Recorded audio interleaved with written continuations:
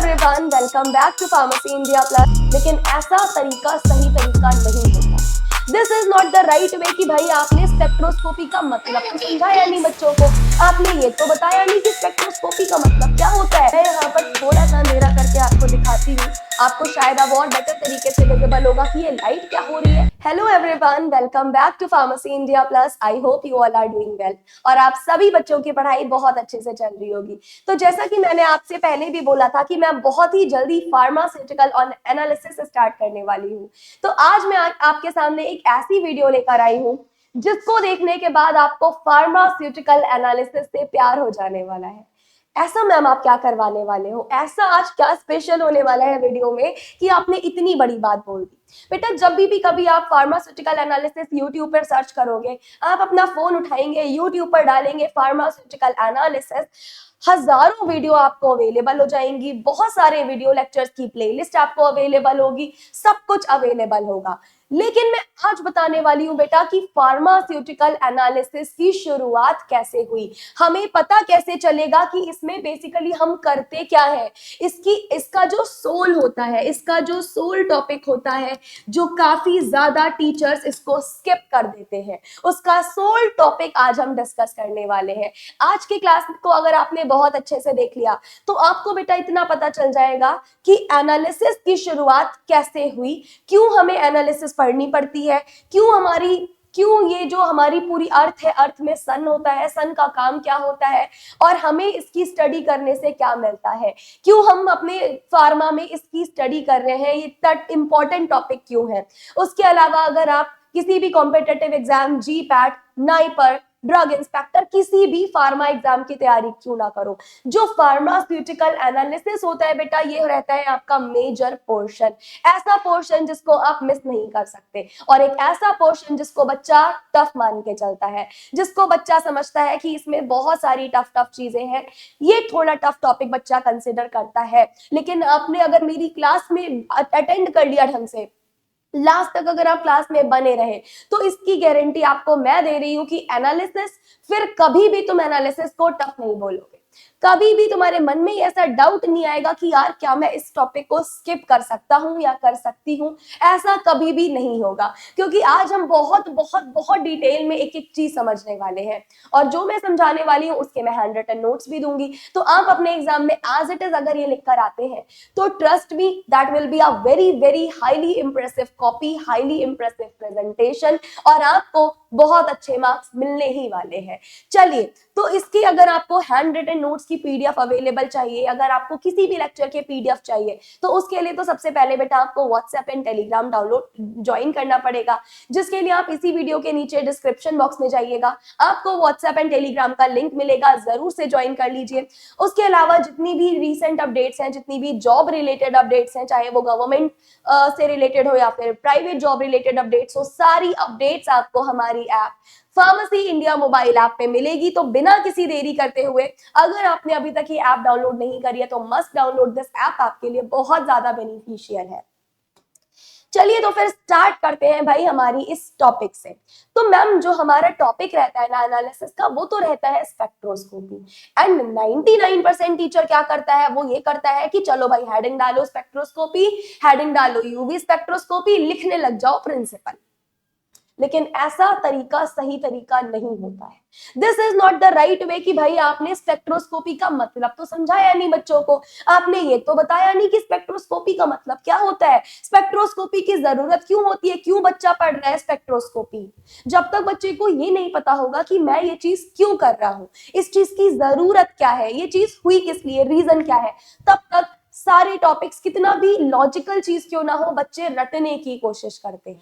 और मैं मेरे क्लास में ये चीज फुल्ली अवॉइड करूंगी, एक एक चीज, एक एक कॉन्सेप्ट के पीछे का आपको लॉजिक समझाऊंगी कि बेटा इसका लॉजिक ये है। और ये मैं समझा क्यों रही हूं बेटा, मैं ये समझा इसलिए रही हूं क्योंकि आगे चल के आप जिस भी एग्जाम की तैयारी करोगे, अगर मैंने यहाँ पर चीजें रटवाना शुरू कर दिया तो आजकल जिस तरीके का पेपर बन रहा है, जितना कंपटीशन का आजकल दौर चल रहा है, जो एग्जामिनर क्वेश्चन बना रहा है वो रटने वाले बच्चों से तो नहीं हो पाएगा। वो बच्चे सॉल्व कर सकते हैं जिन बच्चों ने पूरा कॉन्सेप्ट क्लियर किया होगा, होगा, जिनको एक एक चीज क्लियर कर रखा होगा, और मैं अपने बच्चों को इस तरीके से पढ़ाने वाली हूँ कि उनका कॉन्सेप्ट तो क्लियर हो ही हो, बट उनके मन में कोई डाउट ना रह जाए। हर एक वाई का आंसर आपको मिलेगा, आपको मिलेगा हर एक वाई का आंसर, आपको मिलेगा हर एक व्हाट का आंसर, आपको मिलेगा हर एक हाउ का आंसर। और अगर आपको इन तीनों के आंसर्स पता है ना, तो चाहे फिर वो जीपैट का एग्जाम हो, डीआई का एग्जाम हो, नाइपर का एग्जाम हो, कोई भी आपका फार्मासिस्ट का एग्जाम हो, चाहे आपका सेमेस्टर का एग्जाम हो, आप सभी में टॉप करके आने वाले हो, इसकी गारंटी मैं दे रही हूँ आपको। बस जितना मैं पढ़ाऊं उतना अच्छे से पढ़ना पड़ेगा आपको। अगर इतना कर लिया तो ये सारे एग्जाम्स आप बहुत अच्छे से फोड़ के आने वाले हो, क्योंकि ये जो एनालिसिस टॉपिक है, ये कैसा टॉपिक है, मेजर पोर्शन है। चलो भाई स्टार्ट करते हैं हम अपने सब्जेक्ट से। तो मैम सब्जेक्ट में जो हमारा पहला यूनिट है वो क्या है बेटा? जो पहला यूनिट रहता है आपके पास वो रहता है स्पेक्ट्रोस्कोपी। और मैंने आपसे कई बार कहा है, अगर आपने मेरे ऑर्गेनिक के लेक्चर्स पढ़े होंगे तो मैंने बोला था आपसे, 1000 बार बोला है कि किसी भी टॉपिक को पढ़ने से पहले उसको ब्रेक डाउन करो, उसको नाम को पढ़ो, उसके नाम को समझने की कोशिश करो कि वो नाम क्या कहना चाह रहा है। किसी भी टॉपिक का जो नाम होता है ना बेटा, वो 90% हमें जवाब नाम से ही पता चल जाता है। जैसे स्पेक्ट्रोस्कोपी, अच्छा स्पेक्ट्रो का क्या मतलब है, स्कोपी का क्या मतलब है? क्योंकि स्पेक्ट्रोस्कोपी तो दो शब्दों से मिलकर बना है, एक शब्द है स्पेक्ट्रो, दूसरा शब्द है स्कोपी। यानी स्पेक्ट्रो का मतलब क्या होता है और स्कोपी का मतलब क्या होता है बेटा? स्पेक्ट्रो एक शब्द से लिया गया है, जो शब्द होता है स्पेक्ट्रम, यानी स्पेक्ट्रम शब्द से लिया गया है स्पेक्ट्रो। और स्कोपी का मतलब होता है बेटा एनालिसिस। स्कोपी का क्या मतलब होता है मैम? ये जो स्कोपी है ना हमारे पास, इस स्कोपी का मतलब है एनालिसिस, और स्पेक्ट्रो जो है वो स्पेक्ट्रम शब्द से लिया गया है। लेकिन मैम स्पेक्ट्रम हमें समझ नहीं आ रहा क्या होता है। चलो स्पेक्ट्रम का मैं तुम्हें थोड़ा सा रेगुलर वर्जन बताती हूँ। स्पेक्ट्रम का मतलब होता है बेटा लाइट। स्पेक्ट्रम का क्या मतलब होता है मैम? स्पेक्ट्रम का मतलब होता है लाइट, यानी हमारे पास लाइट। अगर हम किसी भी कंपाउंड में लाइट की स्टडी कर रहे हैं, अगर किसी कंपाउंड में या किसी भी ऐसी कोई टेक्निक, ऐसा कोई फेज जहां हम किसकी स्टडी कर रहे हैं मैम, जहां पर आप लाइट की स्टडी कर रहे हो, वो क्या हो जाएगा? वो हो जाएगा मैम स्पेक्ट्रोस्कोपी। समझ नहीं आया? थोड़ा सा और डिटेल में बताइए। चलो और डिटेल में बताते हैं। लेट अस सपोज बेटा हमारे पास क्या है, सबसे बढ़िया, सबसे बड़ा पूरी दुनिया में, what is the source of light? पूरी दुनिया में लाइट का सबसे बड़ा सोर्स क्या है? मैम कैसी बातें कर रहे हो आप? सन। जो हमारी धरती पे सन है वो क्या है मैम? सूरज सबसे बड़ा सोर्स है ऑफ लाइट है। इससे बड़ा सोर्स ऑफ लाइट तो कुछ हो ही नहीं सकता। अगर मैं इस रूम में आपसे बात करूं तो let me show you an example. ये देखिए, ये हमारे पास क्या है मैम? ये हमारे पास फोन है, और ये रही फोन की फ्लैश लाइट।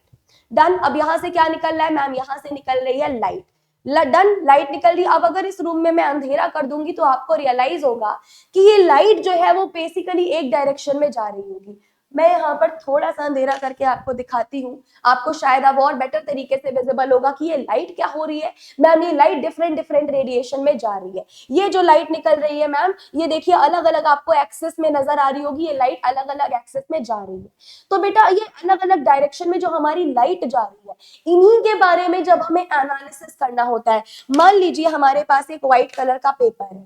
ये हमारे पास क्या है मैम? ये आपके पास में एक व्हाइट कलर का पेपर है। अब अगर बिल्कुल अंधेरा होता है इस रूम में तो मैं आपको बताती कि ये व्हाइट कलर का पेपर है और ये हमारी लाइट। जैसे ही किसी पेपर पे लाइट पड़ेगा, आप अंधेरे रूम में जाकर देखिएगा, जैसे ही किसी पेपर पे लाइट पड़ेगी, जैसे ही आप पेपर पे लाइट डालोगे, वैसे ही उस पेपर में कुछ कुछ चेंजेस होने लगेंगे। यानी उस पेपर में लाइट क्या होगी? डिस्पर्स होने लगेगी। तो अगर किसी सैंपल पे, पेपर की जगह मान लो मैंने कोई सैंपल ले लिया, अगर किसी सैंपल पे हम लाइट डालते हैं और उसी लाइट का अगर आप एनालिसिस करते हो, उसी लाइट के बारे में अगर आप और भी ज्यादा चीजें जानने की कोशिश करते हो, तो उस पर्टिकुलर ब्रांच ऑफ साइंस को क्या बोलते हैं? उस पर्टिकुलर ब्रांच ऑफ साइंस को बेटा बोलते हैं स्पेक्ट्रोस्कोपी। यानी एक ऐसा मेथड ऑफ टेक्निक, एक ऐसी टेक्निक जहां हम लाइट को एनालिसिस करते हैं, जहां हम लाइट के बारे में एनालिसिस करते हैं, उनकी प्रॉपर्टीज के बारे में जानते हैं, उसको क्या बोला जाता है? उसको बोला जाता है बेटा स्पेक्ट्रोस्कोपी। बहुत बढ़िया। तो मैम हम कौन सी लाइट के बारे में जानेंगे? क्या हम ये फोन की टॉर्च के बारे में जानेंगे, कैसी किस लाइट के बारे में जानेंगे, ये सबसे इंपॉर्टेंट सवाल है। तो यहाँ बेटा हम जिस लाइट के बारे में बात करते हैं ना, ये लाइट हमारे पास होती है इलेक्ट्रोमैग्नेटिक रेडिएशन। ये लाइट हमारे पास होती है इलेक्ट्रोमैग्नेटिक रेडिएशन, और इसी इलेक्ट्रोमैग्नेटिक रेडिएशन को बोला जाता है EMR शॉर्ट फॉर्म में। तो ये क्या हो गया मैम, ये हो गया इलेक्ट्रोमैग्नेटिक रेडिएशन, जिसको हम शॉर्ट फॉर्म में बोलते हैं EMR। यानी हमें कौन सी लाइट के बारे में स्टडी करनी है, हमें किस लाइट की एनालिसिस करनी है मैम, आपको जिस लाइट की एनालिसिस करनी है वो है इलेक्ट्रोमैग्नेटिक रेडिएशन। यानी हमें पढ़ना है बेटा अब आगे चल के इलेक्ट्रोमैग्नेटिक रेडिएशन के बारे में। किसी भी स्पेक्ट्रोस्कोपी को शुरू करने से पहले, इनफैक्ट पूरी एनालिसिस को शुरू करने से पहले, जो आपका पहला टॉपिक होता है वो होता है इलेक्ट्रोमैग्नेटिक रेडिएशन। यानी एक ऐसा लाइट का सोर्स जिसके बारे में हमें सबसे ज्यादा एनालिसिस करना है, जिसकी हमें सबसे ज्यादा स्टडी करनी है, उसको क्या बोलते हैं, उसको बोलते हैं मैम इलेक्ट्रोमैग्नेटिक रेडिएशन। अब अगर मैं इसके नाम को डिकोड करूं बेटा, तो क्या आ रहा है मैम, देखिए बेटा इलेक्ट्रोमैग्नेटिक वापस से ये दो शब्दों से मिलकर बना है। भाई कौन कौन से दो शब्दों से मिलकर बना है, एक तो मैम इलेक्ट्रो से बना है, दूसरा मैग्नेटिक से बना है। यानी इसमें दो तरीके की फील्ड होती है। कौन कौन सी दो तरीके की फील्ड, ध्यान रखना, एक तो इसमें होती है आपकी इलेक्ट्रिक फील्ड, और दूसरी कौन सी होती है मैम, दूसरी यहां पर होती है मैग्नेटिक फील्ड। याद आ गया, कौन कौन सी दो फील्ड होंगी मैम, यहाँ एक तो होती है हमारे पास इलेक्ट्रिक फील्ड और दूसरी होती है मैग्नेटिक फील्ड। यानी अगर कोई पूछे कि आपकी इलेक्ट्रोमैग्नेटिक रेडिएशन क्या होती है, it is the branch of science जहां पे हम इलेक्ट्रोमैग्नेटिक रेडिएशन यानी डिफरेंट डिफरेंट रेडिएशंस के बारे में एनालिसिस करते हैं, उसको क्या बोलते हैं, इलेक्ट्रोमैग्नेटिक रेडिएशन। यानी हम क्या लिख देंगे, लिख दीजिएगा बच्चा, it is the branch of science. ये किस तरीके का ब्रांच है साइंस का ma'am, it is the branch of science which is used for the quantitative analysis, which is used for, बेटा याद करिए लास्ट क्लास में मैंने आपको क्वालिटेटिव एंड क्वांटिटेटिव मेथड के बारे में बताया था, and here we are going to study the quantitative method of analysis. तो क्या लिख देंगे ma'am, it is the branch of science which is used for the quantitative analysis of sample.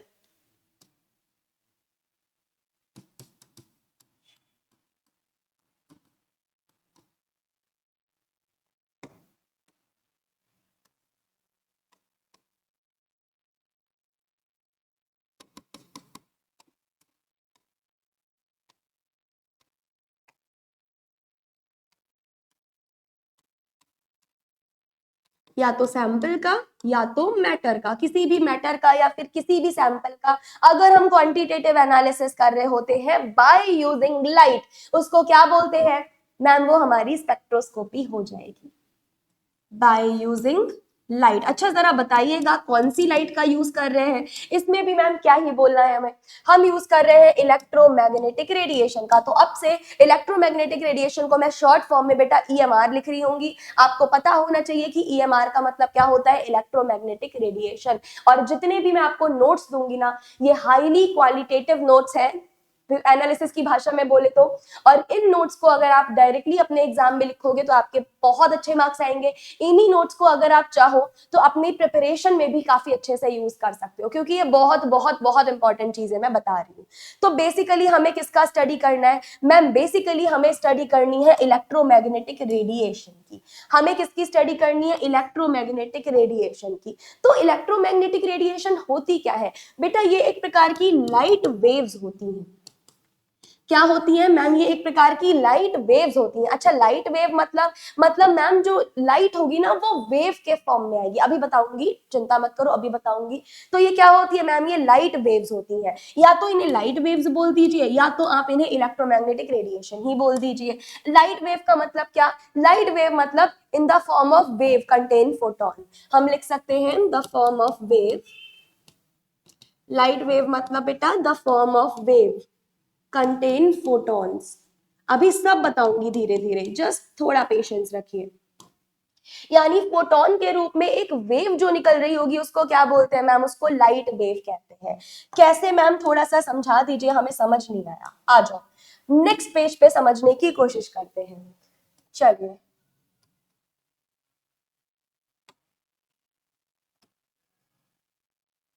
एकदम बढ़िया से एक एक चीज आपके सामने मैं समझाऊंगी अभी।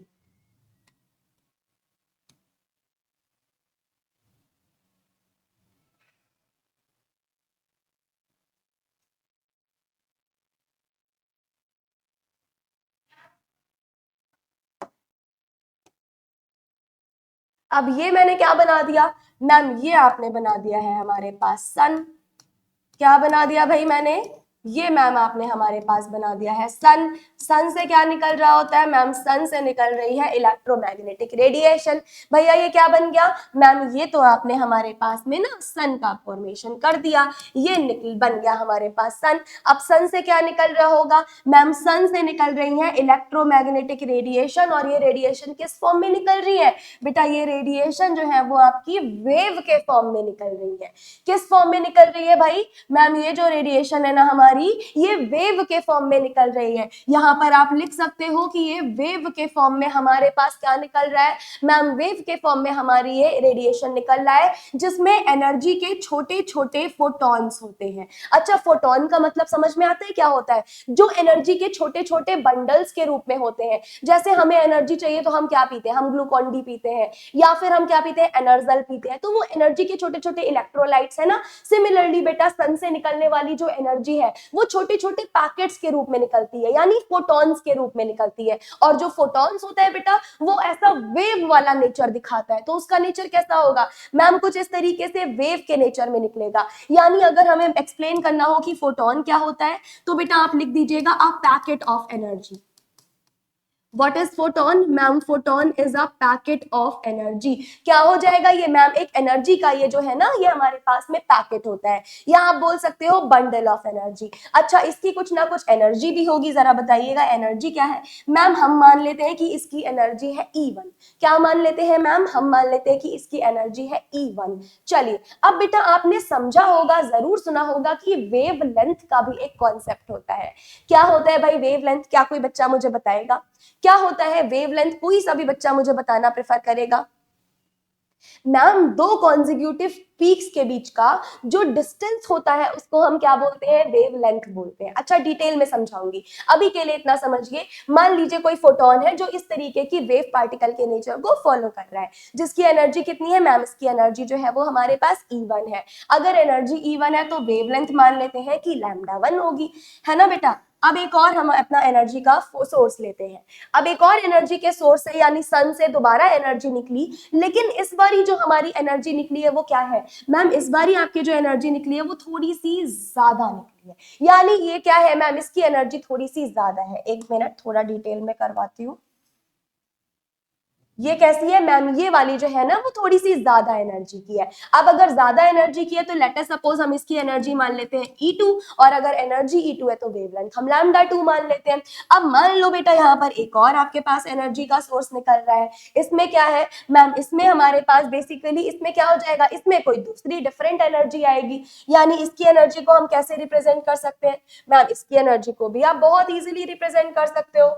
कुछ ऐसे आप इसकी एनर्जी को रिप्रेजेंट कर सकते हो। अब इसमें क्या हो जाएगा मैम, इसमें हमारी जो एनर्जी होगी वो होगी E3, और जिसकी वेवलेंथ होगी वो क्या होगी, वेवलेंथ λ3। यानी हमारे पास तीन चीजें हुई। पहला कंपाउंड की एनर्जी E1 वेवलेंथ λ1, दूसरे कंपाउंड में एनर्जी E2 वेवलेंथ λ2, तीसरे कंपाउंड में एनर्जी E3 वेवलेंथ λ3। और अब अगर मैं तुमसे पूछूं कि मुझे बताओ इन तीनों में से किसकी एनर्जी सबसे ज्यादा है, तो तुम क्या बताओगे, बताइएगा जरा।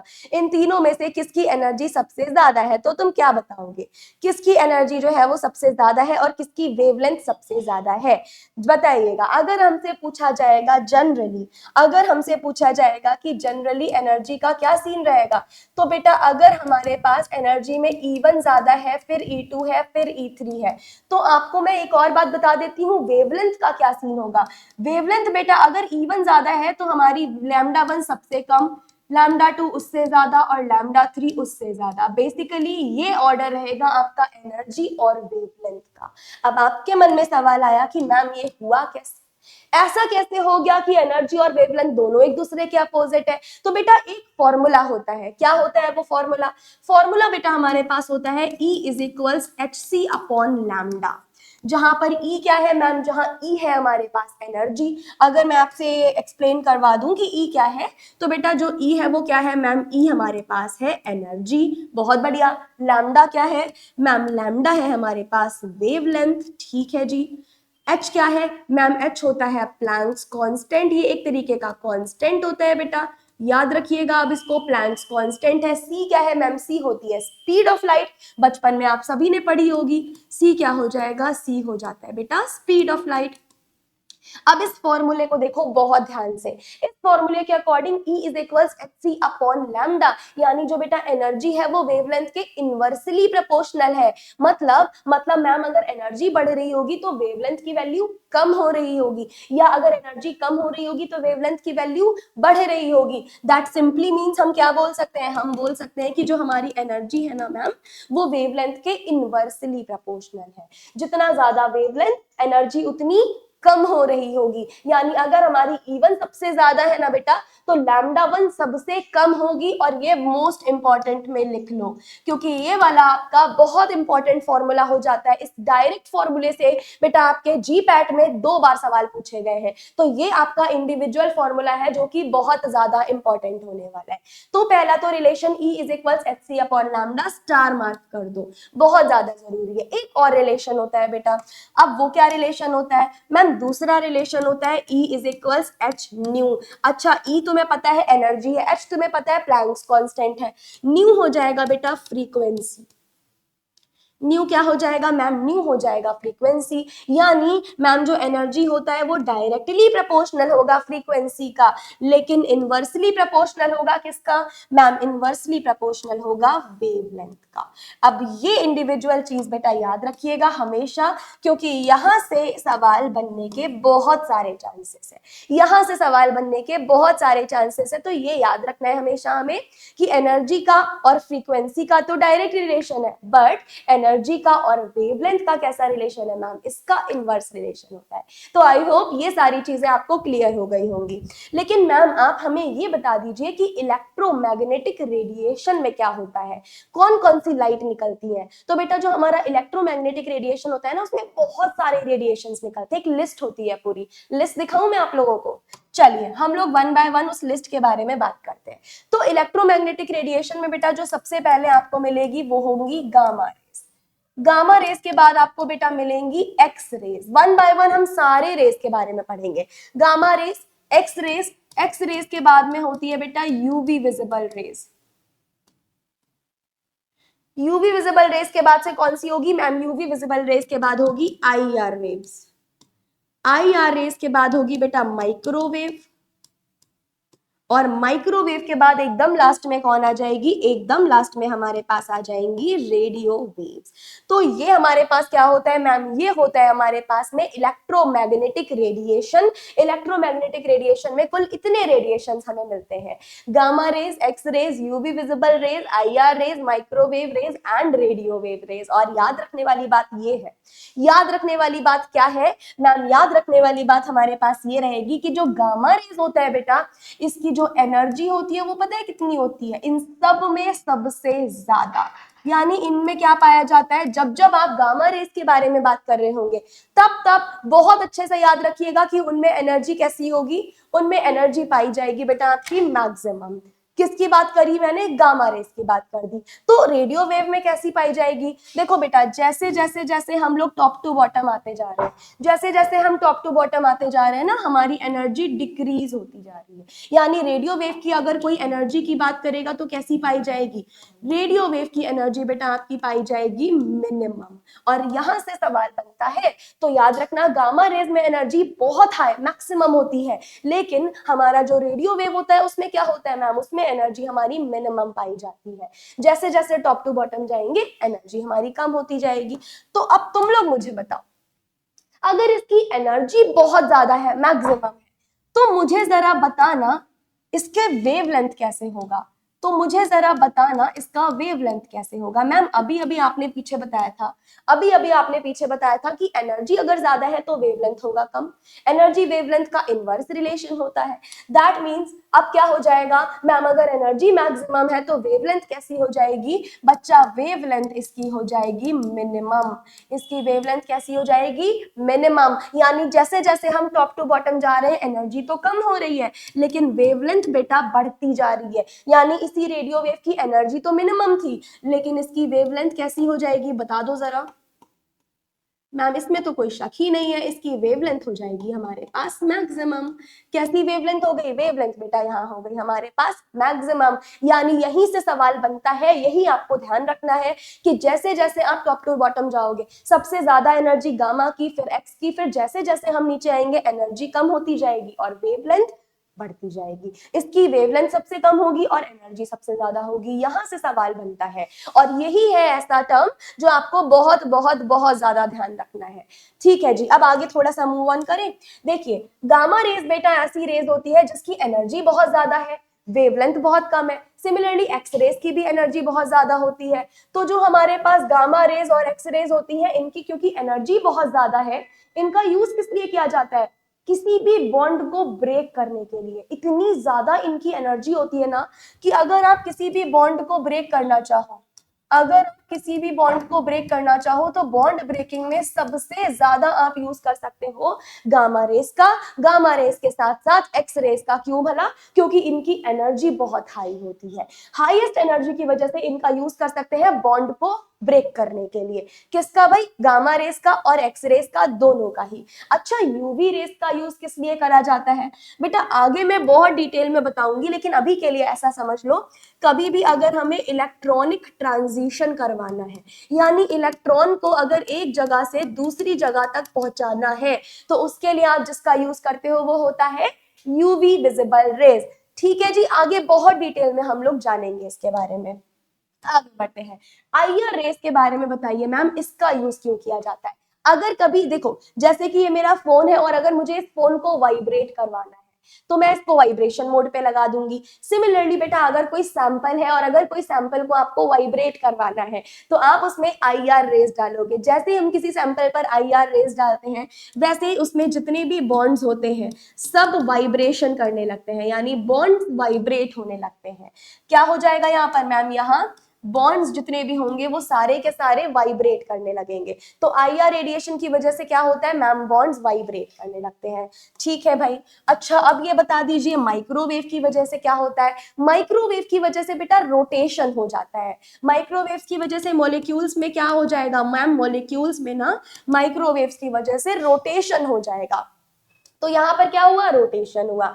चलिए आखिरी हमारे पास बचता है क्या मैम, आखिरी हमारे पास बचता है रेडियो वेव। अब रेडियो वेव में क्या होगा, रेडियो वेव में बेटा न्यूक्लियस की स्पिन ट्रांजिशन हो जाती है, यानी न्यूक्लियस की जगह चेंज हो जाती है, उसकी स्पिन बदल जाती है। अभी हम लोग बहुत डिटेल में इसको पढ़ रहे होंगे आगे आने वाले क्लासेस में। अभी के लिए इतना समझिए कि जब जब बेटा हम रेडियो वेव की बात कर रहे होंगे तब तब क्या होगा हमारे पास, तब तब हमारे पास में बेटा न्यूक्लियस की स्पिन चेंज हो रही होगी। यानी यहां पर हम लिख सकते हैं, यहां पर क्या होता है, न्यूक्लियर स्पिन ट्रांजिशन। न्यूक्लियस की स्पिन कैसी हो जाती है मैम, जो न्यूक्लियस की स्पिन है ना वो बदल जाती है, उसमें ट्रांजिशन हो जाता है। किसके हेल्प से मैम, ये होता है रेडियो वेव के हेल्प से। तो ये तो था हमारे पास सारा इलेक्ट्रोमैग्नेटिक रेडिएशन, ये पूरा रेडिएशन है। और आप स्पेक्ट्रोस्कोपी में पता है क्या करने वाले हो, स्पेक्ट्रोस्कोपी में वन बाय वन हम इन सब का यूज करने वाले हैं और इन्हीं रेडिएशंस के यूज करने से बनती है स्पेक्ट्रोस्कोपी। उनसे जो स्पेक्ट्रोस्कोपी बनती है वही आपके वन बाय वन चैप्टर्स दे दिए गए। अगर मैं इसको एक और बार डिटेल में बताना चाहूं, समझ लीजिएगा बेटा, अगर आप यूज करोगे यूवी रेस का, अगर आप यूज करोगे यूवी रेस का बेटा, तो जो स्पेक्ट्रोस्कोपी बनेगी वो पता है कौन सी है मैम, वो हो जाएगी यूवी स्पेक्ट्रोस्कोपी, जो 7th सेमेस्टर का फर्स्ट चैप्टर है हमारे पास। अगर किसी सैंपल पर हम यूवी रेडिएशन डालेंगे तो पूरी स्पेक्ट्रोस्कोपिक टेक्निक को यूवी स्पेक्ट्रोस्कोपी कहेंगे, which is the first chapter of our semester. Similarly अगर आप क्या करोगे, अगर आप बेटा डालते हो, अगर आप डालते हैं आईआर वेव्स, अगर आप डालते हैं IRS तो हमारे पास क्या बनेगा। सिमिलरली अगर आप डालते हैं रेडियो वेव्स, रुको पहले IRS का देखते हैं। अगर हम IRS डालेंगे तो कौन सी स्पेक्ट्रोस्कोपी बनेगी, बनेगी बेटा IR स्पेक्ट्रोस्कोपी। कौन सी स्पेक्ट्रोस्कोपी बनेगी मैम, IR स्पेक्ट्रोस्कोपी बनेगी।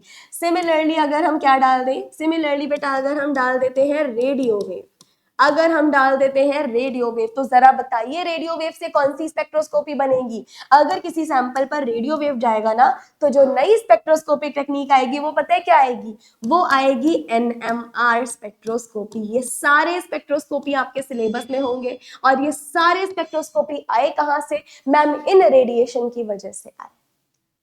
समझ आ रहा है, इन रेडिएशंस की वजह से हमें स्पेक्ट्रोस्कोपिक टेक्निक देखने को मिली। किसी सैंपल पर अगर आप ये वाला इलेक्ट्रोमैग्नेटिक रेडिएशन डालोगे, उससे जन्मी यूवी स्पेक्ट्रोस्कोपी, ये डालोगे ओरिजिनेट हुआ IR स्पेक्ट्रोस्कोपी का, और ये रेडिएशन डालोगे ओरिजिनेशन हुआ NMR का। तो यहां से हमारी धरती पे, हमारी दुनिया पे स्पेक्ट्रोस्कोपी का जन्म हुआ। ऐसे सारी स्पेक्ट्रोस्कोपीज आती हैं और यही आपके सारे चैप्टर्स होते हैं। यहां से स्पेक्ट्रोस्कोपी की शुरुआत हुई थी, ये सारा तरीका होता है। और ये रेडिएशन समझना बेटा आपके लिए बहुत ज्यादा जरूरी है, एक एक रेडिएशन के बारे में समझना कि किस रेडिएशन से क्या होता है। तो आई होप आपको ये क्लास बहुत अच्छे से समझ आई होगी, एक एक चीज, एक एक टॉपिक बहुत अच्छे से समझ आया होगा।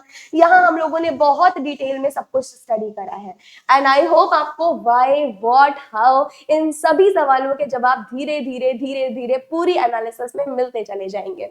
हमने आज के क्लास में देखा बेटा कि इलेक्ट्रोमैग्नेटिक रेडिएशन क्या होता है, स्पेक्ट्रोस्कोपी क्या होती है, उसके अलावा कितने टाइप के रेडिएशन होते हैं, रेडिएशन में एनर्जी, वेवलेंथ, फ्रीक्वेंसी, इनका क्या रिलेशन होता है। ये सारे के सारे रेडिएशन हमने देखे, किसका क्या काम होता है, कितनी एनर्जी, कितना वेवलेंथ होता है, और कौन से रेडिएशन से कौन सी स्पेक्ट्रोस्कोपिक टेक्निक आती है। ये सारी चीजें हम आज के लेक्चर में कवर कर चुके हैं। तो that is it for today's lecture. आज के लेक्चर को मैं यहीं पर रोकती हूँ। आज का लेक्चर बहुत ज्यादा इंपॉर्टेंट है और इंटरेस्टिंग भी, तो मुझे जरूर बताइएगा कमेंट सेक्शन में कि आज का लेक्चर आपको कैसा लगा, आपको मजा आया, और क्या कभी आपने अपनी लाइफ में ऐसे पढ़ा था इलेक्ट्रोमैग्नेटिक रेडिएशन, क्या एनालिसिस की शुरुआत कभी ऐसे की थी, जरूर बताइएगा कमेंट सेक्शन में। और अगर आप GPAT एस्पिरेंट है, फार्मासिस्ट का एग्जाम देना है या फिर ड्रग इंस्पेक्टर की तैयारी करनी है, तो अर्जुना 2.0 बैच आपके सामने और आपके लिए ही आ गया है, जहां पर आपको पर्सनल मेंटोरशिप दी जाएगी। हर एक टॉपिक का व्हाट, व्हाई, हाउ सब क्लियर करवाया जाएगा। तो ये जरूर से अगर परचेज करना है आपको तो कर लीजिएगा, एंड इसके बारे में और भी ज्यादा क्वेरीज हैं तो आप दिए गए हेल्पलाइन नंबर पर कॉल कर सकते हो। That is it for today's class. Thank you so much, take care, bye bye.